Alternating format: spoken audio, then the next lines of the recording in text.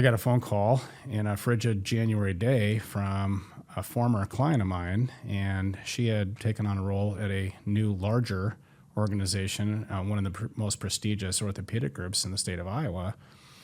And since we're on TV, I won't use what she said, but she just said basically her plan was and then I said, yeah, I hear that a lot. And she says, let's get the band back together. For those of you that remember the Blues Brothers, I'm just referencing that great movie. But I said, yeah, let's have a talk. What's going on? And for the next 5 minutes, she just dumped it on me. She said, the employees are very unhappy. The doctors are very frustrated. The chairman of our board, who is a board-certified surgeon, says, this is just craziness. We don't know what's going on. Again, where is all this money going on? We have huge morale hazards. We're not recruiting people. This 5-10% increase every year is just driving us crazy. And so what you got? Yeah. Yeah, I was just in that moment of truth, and I said, well, really trying to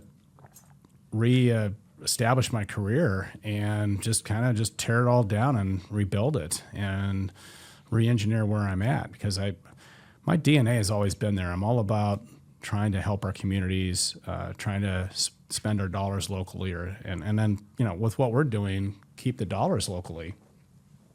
But how do you do that in healthcare when I've been crawling through piles of data for years and years, and each and every year it just feels like I'm pulling the string out of my neck?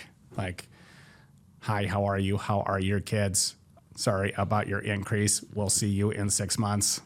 So it's just like you're a puppet. And yeah. I had a employer say, I walked in the room for an employee meeting. He says, here comes Dr. Death. I'm like, I need a sickle and a hoodie on at this point. The Grim Reaper's here. Sometimes we have to deliver bad news. Yeah, we do, but it doesn't have to be consistent. And so, so we'll talk about this group in a little bit more detail. And again, what do you got? And then she mentioned this group that I'm affiliated with and certified with was just Health Rosetta. Do you know anything about them? At that point, I wasn't affiliated with them. So who did I call? Me. Yeah. So I'd gotten to know you over a 2-hour conversation. So thank you for your kind time, because I was just like, man, light bulbs are just getting screwed in all over the place. And I'm like, oh my gosh, where have I been? I've been hiding underneath my desk. And it was, I was able to go ahead and deploy some of what I knew at that point. And I said, well, let's take a look at, your program, and let's see if we can't just blow it up. And, they have a traditional, won't name their name, but carrier model. And I said, you're going to have a TPA, you're going to have a insurance contract, and you're going to have a network, and then you're going to have a pharmacy benefit manager. But we're going to pick and choose the people that we think are going to do the best job for you under whole new principles. And we're going to grade your plan for transparency. Are you getting the reporting data? Check mark, no. Are you getting access to your contracts with your vendors? Check mark, no. Are you getting access to what you're paying your broker? No. And so I said, well, there might be some misalignment here that we have to spend some time on, which I'm glad to do for you. But as I like to say, easy's not in the Bible and easy's not in healthcare. And so she challenged me. I said, yeah, let's take a look at this. And so after several months, we came back with a plan and worked with an independent TPA that was able to adjudicate claims. We gave them a network in which they could go anywhere they wanted to. But we had an incentive network that we put on the front of the plan, and we were able to get them $0 for certain services, including direct primary care, which we had our great friend, Dr. John Vanderveer, on the last call. And so he has a subscription model. We got some breaks on the underwriting on it. And then you and I spent some time dealing with the pharmacy. I'm still having PTSD on that.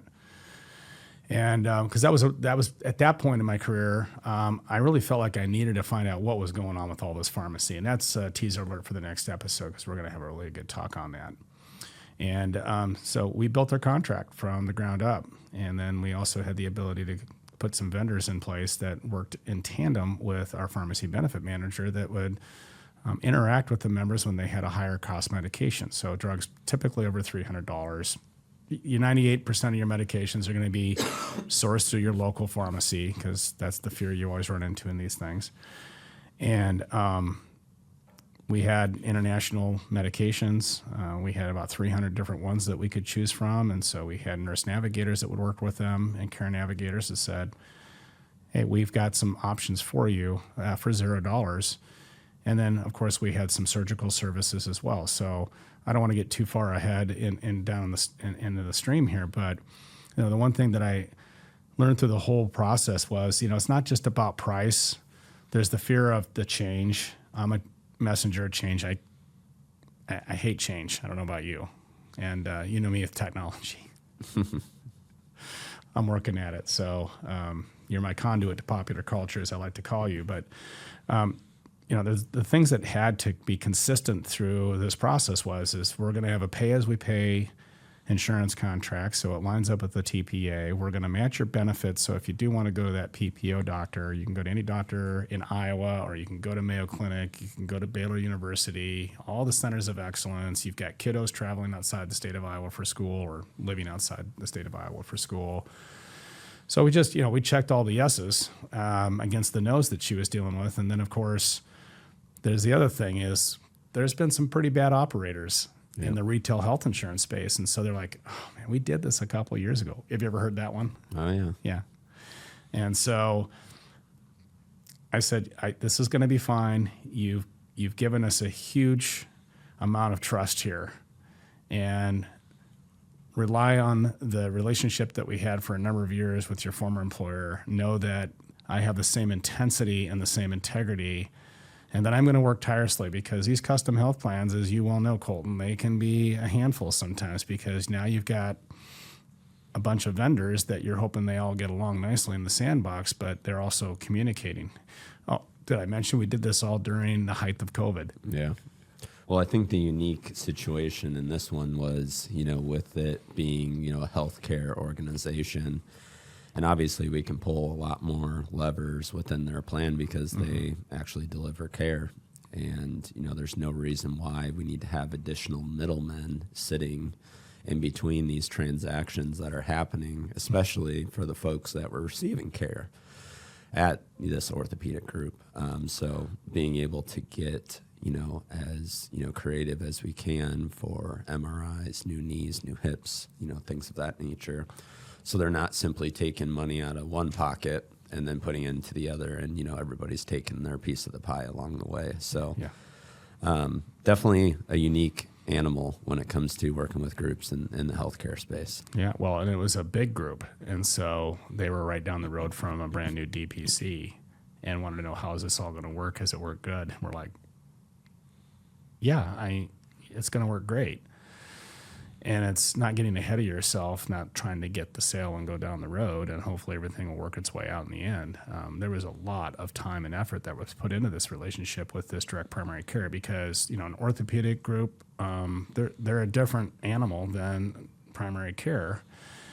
And so I'm not talking about egos or anything of that nature. There's just expertise and the values of that. And so we wanted to break down those barriers. And, right after we implemented this, it was almost immediate. I'm going to say within 30 days that a number of employees and members of the plan were saying, this is fantastic. We love going to direct primary care because they paid zero. Yep. That was the least of their worries. They said, this is the best care we've ever had. They went there with thinking, hey, this is a pocketbook decision. Yeah, and as you say, it's not all about, the cost of the plan. I mean, we sometimes lead with cost too much because if we're sacrificing care, then it's like, well, what is it? Cost is out the window. So we were able to lower their premiums drastically by moving to this sort of model, but, improving care, creating that connectivity between that group and the direct primary care group to get, their employees access to primary care, which was definitely needed. So as you call it, friends of the program.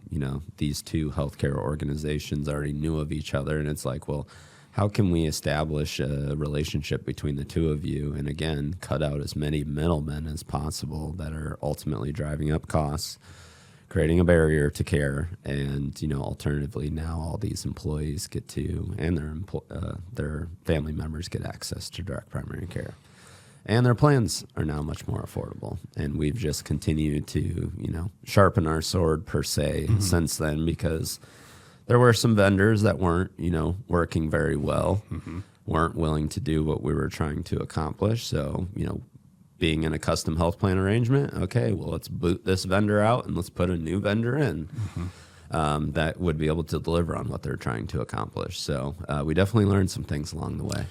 Yeah, we certainly did. And that's just part of what you have to do.